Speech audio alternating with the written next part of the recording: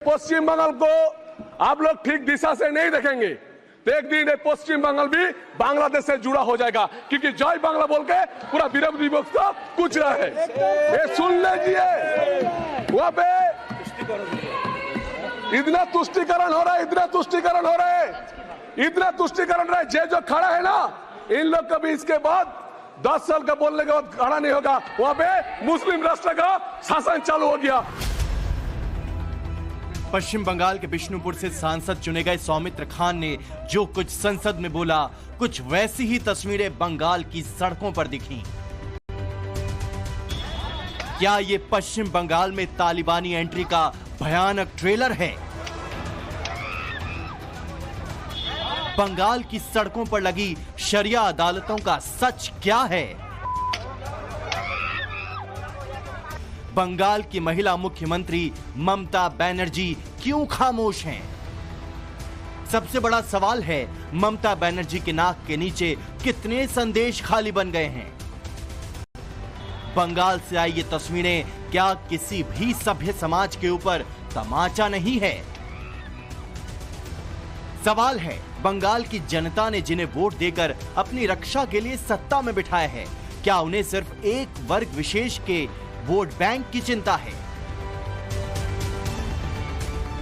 BJP सांसद Soumitra Khan parliament में बात करते वक्त जय बांग्ला के बारे में बात कर रहे थे और इशारे जो कर रहे थे वो टीएमसी एमएलए हमीदुर रहमान के ऊपर है, जो फिलहाल ही में चोपड़ा में जो इंसिडेंट हुआ उसके बारे में बात करते हुए ये बोला है कि जो बंगाल जो है मुस्लिम बीजेपी के आरोप के द्वारा जो बंगाल है मुस्लिम राष्ट्र में कन्वर्ट हो रहा है और उसके वजह से जो बर्ताव किया गया महिला के साथ वो सही था। तो यही सवाल उठता है कि क्या बंगाल मुस्लिम राष्ट्र में कन्वर्ट हो रहा है और उसमें क्या ऐसे जो मुस्लिम राष्ट्र के कानून होते हैं वही कानून लागू होने वाले हैं। और सबसे बड़ी सवाल जो इधर उठता है कि टीएमसी एमएलए हमीदुर रहमान को ये हक दिया किसने है कि वो ये सवाल उठाए कि बंगाल मुस्लिम राष्ट्र में कन्वर्ट हो रहे हैं।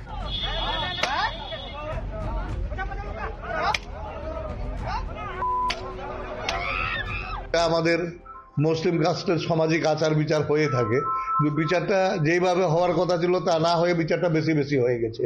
এটা নিয়ে আমরাও ওখানকার গ্রামবাসীকে বকাবকি করছি বা আইনি যা ব্যবস্থা হয় সেটা করবে। बंगाल से आई तस्वीरों को देखकर तो एक बार की यही लगता है कि ये तस्वीरें या तो तालिबान की हैं, या बलूचिस्तान की हैं, या फिर पाकिस्तान की हैं, जहां संविधान, महिला सम्मान जैसी बात नहीं दिखती, जहां सड़क पर शरिया कोर्ट लगाकर सजा दी जाती है। लेकिन आगे बढ़ने से पहले अपनी जानकारी को दुरुस्त कर लीजिए, ये तस्वीरें पश्चिम बंगाल की हैं। इसमें महिला को सड़क पर लिटाकर डंडे बरसाए जा रहे हैं। ये उत्तरी दिनाजपुर का वीडियो है। इस वीडियो में लोगों की भीड़ दिख रही है, बीच में महिला और पुरुष दिख रहे हैं और एक शख्स लगातार उनको पीट रहा है। भीड़ तमाशबीन बनी हुई है और पिट रही महिला हर वार के साथ चीख रही है, चिल्ला रही है। दावा किया गया कि टीएमसी नेता तजिमुल उर्फ जेसीबी ने इस महिला की पिटाई की है। तजिमुल को टीएमसी विधायक हमीदुर रहमान का बहुत ही करीबी बताया जा रहा है। तजिमुल को तो गिरफ्तार कर लिया गया है, लेकिन इस वीडियो ने बंगाल में फैली अराजकता को जग जाहिर कर दिया है। इस वीडियो को आधार बनाकर टीएमसी पर चौतरफा हमला बोलते हुए सौमित्र खान ने चेतावनी दे डाली कि अगर पश्चिम बंगाल को सही दिशा नहीं दिखाई गई तो ये बांग्लादेश का हिस्सा बन जाएगा। यहाँ तक कि लोकसभा में बैठे तृणमूल के सांसदों की ओर इशारा करते हुए सौमित्र खान ने कहा कि मुस्लिम तुष्टीकरण पश्चिम बंगाल में इतना ज्यादा हो रहा है कि 10 वर्षों के बाद आप लोग यहाँ खड़े नहीं हो पाएंगे। ये पश्चिम बंगाल को आप लोग ठीक दिशा से नहीं देखेंगे तो एक दिन पश्चिम बंगाल भी बांग्लादेश से जुड़ा हो जाएगा, क्योंकि जय बांग्ला बोल के पूरा विरोधी पक्ष को कुछ रहा है। ये सुन लीजिए, वहाँ पे इतना तुष्टिकरण हो रहा है, इतना तुष्टिकरण हो रहा है, इतना तुष्टिकरण रहा है। जो खड़ा है ना, इन लोग का भी इसके बाद 10 साल का बोलने के बाद खड़ा नहीं होगा। वहाँ पे मुस्लिम राष्ट्र का शासन चालू हो गया। बंगाल में जो हो रहा है वो बहुत ही संवेदनशील है। अब इस दूसरी तस्वीर को देखिए, ये भी बंगाल की ही तस्वीर है। आप देख सकते हैं रस्सी से हाथ बांधकर एक महिला और पुरुष को ले जाया जा रहा है। इसे बीजेपी के शुभेंदु अधिकारी ने सोशल मीडिया पर शेयर किया है। बंगाल से आए इस वीडियो में वही तालिबानी क्रूरता दिख रही है जैसे तालिबान या फिर पाकिस्तान में नजर आती है। बंगाल में सजा के नाम पर जो कुछ चल रहा है उसकी प्रधानमंत्री मोदी ने भी निंदा की है। महिला को वहां सरेआम सड़क पर पीटा जा रहा है। वो बहन चीख रही है, लेकिन वहां खड़े हुए कोई उसकी मदद के लिए नहीं आ रहा है, वीडियो बनाने में लगे हुए हैं। और जो घटना संदेश खली में हुई, जिसकी तस्वीरें रोंगटे खड़े करने वाली है, लेकिन बड़े बड़े दिग्गज मैं सुन रहा हूं कल से, इसके लिए पीड़ा उनके शब्दों में भी नहीं झलक रही है। इससे बड़ा शर्मिंदगी का दुखद चित्र क्या हो सकता है? और जो अपने आप को बहुत बड़े प्रगतिशील नारी नेता मानते हैं, वो भी मुंह पे ताले लगा करके बैठ गए। आरोप है कि इलाके में जेसीबी नाम से जाने जाने वाले तज्जीमुल हक ने खुद की पंचायत लगाई और अवैध संबंध के आरोप में महिला की सरेआम पिटाई कर दी। हालांकि वीडियो वायरल होने के बाद पुलिस ने आरोपी को गिरफ्तार कर लिया और टीएमसी ने भी उस पर कार्रवाई की बात कही। लेकिन बंगाल में महिलाओं के खिलाफ अत्याचार का ये पहला और अकेला मामला नहीं है। जून के महीने में ही वहां महिलाओं के साथ बेरहमी की कई घटनाएं सामने आ चुकी हैं। 29 जून को जलपाईगुड़ी में सरेआम महिला की पिटाई की गई। आरोप है कि पंचायत के कुछ लोगों ने अवैध संबंधों के आरोप में महिला को बेरहमी से पीटा। बताया जा रहा है कि महिला सरेआम हुए इस अपमान को बर्दाश्त नहीं कर पाई और उसने आत्महत्या कर ली। इस मामले में पुलिस अब तक 4 लोगों को गिरफ्तार कर चुकी है।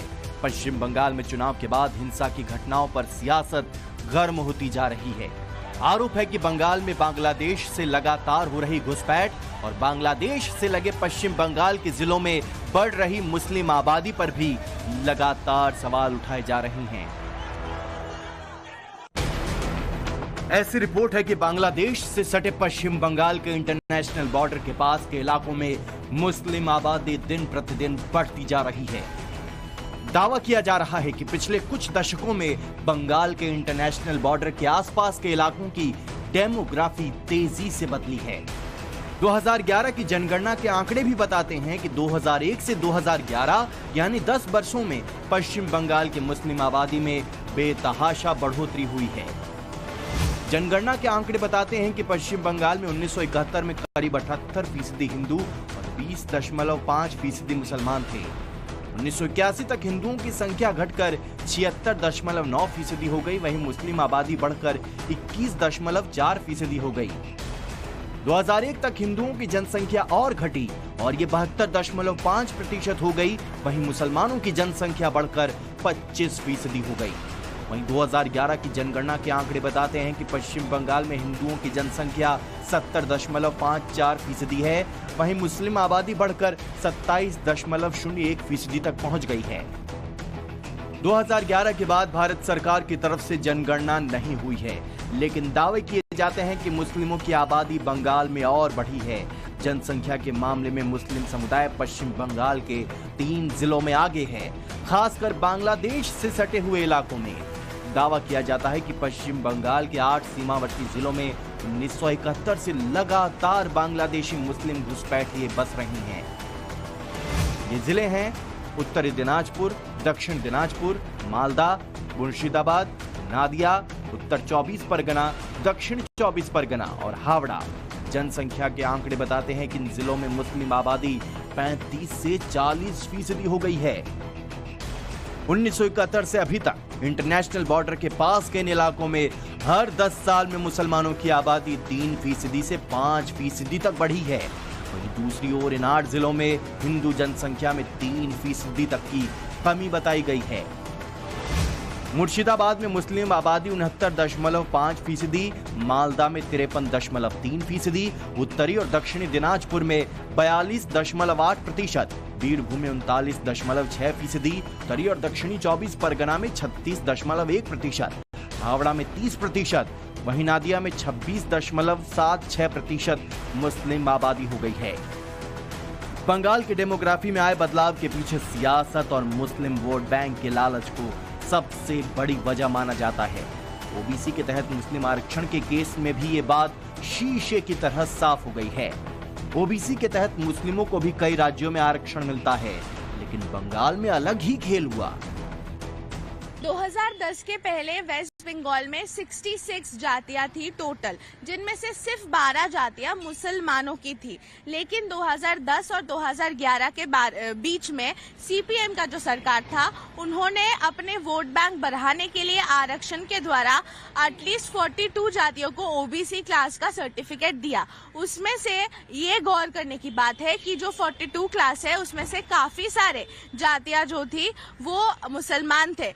हिंदू जातियां से ज्यादा मुसलमान जातियों को सीपीएम के द्वारा 2010 से 2011 के बीच में वो ओबीसी सर्टिफिकेट दिया गया। बंगाल में मुस्लिम तुष्टीकरण का खेल किस लेवल पर चलता रहा है, अब ये किसी से छिपा नहीं। लेकिन इतने घोर तुष्टीकरण के बावजूद 2011 के विधानसभा चुनाव में सीपीएम का पत्ता कट गया। ममता बनर्जी की सरकार आई। जब ममता की सरकार आई तो ममता बनर्जी ने भी वही काम किया जो लेफ्ट की सरकार ने किया था। यहां तक कि ममता बनर्जी इस मामले में लेफ्ट से बहुत आगे निकल गईं। ममता बनर्जी के सरकार में आने तक ओबीसी में 108 जातियां थीं। इनमें 51 जातियां मुसलमानों की थी। लेकिन ममता बनर्जी जब सरकार में आई तो 72 और जातियों को ओबीसी लिस्ट में डाल दिया और इनमें से 60 जातियां मुसलमानों की थी। ममता सरकार के इस फैसले में दो दिक्कत थी। पहली बात तो यह है, ओबीसी में मुस्लिम आरक्षण तो दे सकते हैं, लेकिन आबादी के अनुपात में मुस्लिम जातियों को बेतहाशा ओबीसी लिस्ट में डाला गया, जबकि बंगाल में मुस्लिम आबादी 30% है। दूसरी बात यह है कि आरक्षण बिना किसी सर्वे के, बिना सही सिफारिश के बांटा गया और एक सरकारी आदेश पारित कर दिया गया और थोक के भाव आरक्षण दे दिया गया। इसी वजह से कोर्ट ने इसे गैर कानूनी माना।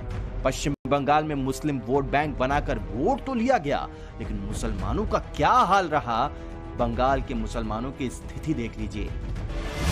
बंगाल में मुसलमान 27% हैं। मुस्लिमों में गरीब पिछड़ों की तादाद करीब 80% है। वहीं सरकारी नौकरी में मुसलमान 7% के करीब हैं। लेकिन बंगाल का वोटिंग पैटर्न अलग ही पिक्चर पेश करता है। लोकसभा चुनाव 2019 में टीएमसी को करीब 70% मुस्लिम वोट मिले थे। वहीं 2021 के विधानसभा चुनाव में टीएमसी को 75% मुस्लिम वोट मिले थे। वहीं 2024 के लोकसभा चुनाव में भी 2019 के मुकाबले टीएमसी के वोट शेयर में बढ़ोतरी हुई है। लेकिन चुनाव के बाद से बंगाल में बर्बरता की वारदात लगातार बढ़ती जा रही है। बीजेपी का आरोप है कि बंगाल की ममता सरकार मुस्लिम वोट बैंक की लालच में कड़ी कार्रवाई से परहेज करती है और इसी वजह से हिंसा का सिलसिला लगातार बढ़ता चला रहा है। ममता सरकार के खिलाफ बीजेपी हमलावर है, वहीं सूबे की सरकार इसे सियासत से जोड़ रही है। कोलकाता से अद्रिजा शाह के साथ bureau report, times now Navbharat. For more of such videos, do like, share and subscribe to ET Now Swadesh.